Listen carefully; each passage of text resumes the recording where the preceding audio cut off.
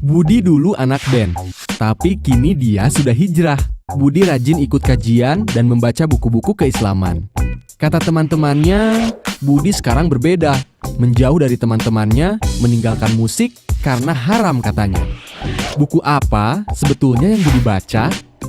Literatur apa saja yang membentuk pemikiran keislaman generasi milenial? Para peneliti Pascasarjana UIN Sunan Kalijaga Jogja pergi ke 16 kota untuk meneliti literatur keislaman yang jadi rujukan milenial.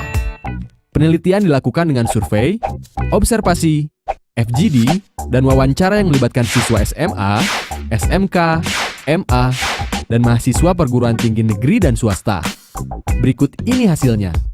1. Meskipun perkembangan teknologi komunikasi sangat masif, namun buku cetak masih memberi pengaruh besar pada pemahaman keislaman generasi milenial. 2. Dari penelitian di lapangan, literatur di publik yang banyak tersedia ternyata bukan dari kelompok arus utama seperti NU dan Muhammadiyah. 3. Literatur keislaman yang banyak ditemui yaitu Islamisme populer, buku-buku tarbawi, disusul Salafi dan Tahriri. Juga ditemukan literatur jihadi meski tidak dalam jumlah yang besar. Literatur Islamisme populer kebanyakan berisi tema-tema ringan, seperti tuntunan praktis dengan sesekali disisipi pesan ideologis. Buku-buku tarbawi yang mempromosikan ideologi Ikhwanul Muslimin berhasil menancapkan akar secara luas di kalangan pelajar dan mahasiswa, sejalan dengan perkembangan gerakan tarbiyah di kampus-kampus umum sejak tahun 90-an. Corak awal dari literatur tarbiyah adalah terjemahan karya-karya ideolog Ikhwanul Muslimin.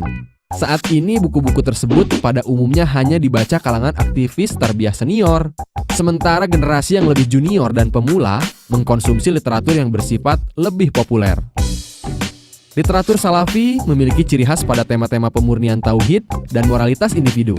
Salah satu karya populer adalah buku-buku terjemahan karya Aid Al-Qarni. Literatur Salafi yang lebih klasik, yang ditulis otoritas Salafi kontemporer juga banyak beredar. Sementara literatur Tahriri sangat getol mempromosikan konsep khilafah.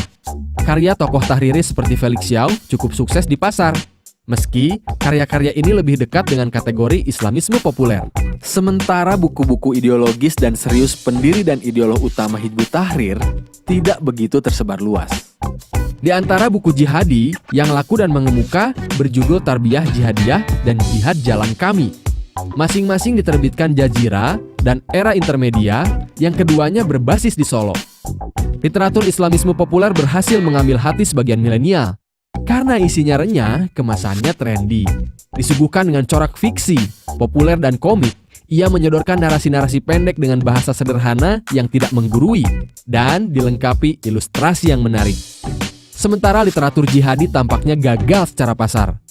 Penyebaran buku kategori jihad ini sangat terbatas di Solo, Bogor, Yogyakarta, dan beberapa kota lain. Namun demikian, buku-buku ini beredar di kalangan khusus. Beberapa buku dijadikan rujukan oleh para pelaku aksi teror. Penelitian ini juga menemukan adanya hubungan yang paralel antara pertumbuhan produksi literatur keislaman di sebuah kota dengan perkembangan gerakan Islamisme di kota tersebut.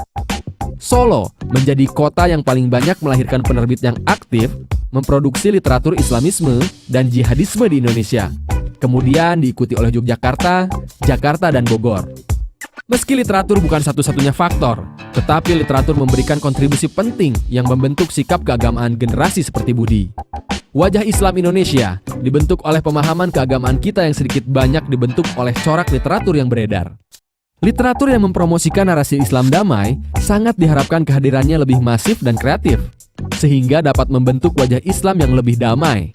Peran penulis, ulama, tokoh masyarakat, dan ormas arus utama seperti Muhammadiyah dan NU menjadi semakin relevan dan dinantikan.